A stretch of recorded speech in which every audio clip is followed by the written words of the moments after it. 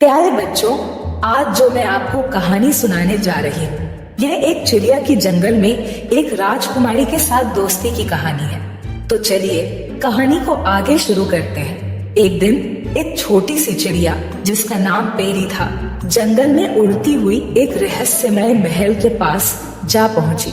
जंगल के जानवरों का कहना था कि इस महल में एक राजकुमारी रहती है जो कभी बाहर नहीं आती।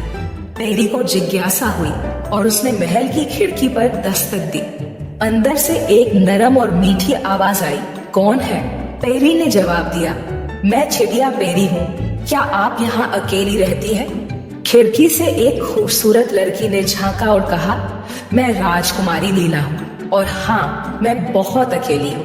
पेरी ने मुस्कुराते हुए कहा, परेशान न हो, मैं आपकी दोस्त बनना चाहती हूँ। राजकुमारी खुश हो गई और पेरी को अंदर बुला लिया।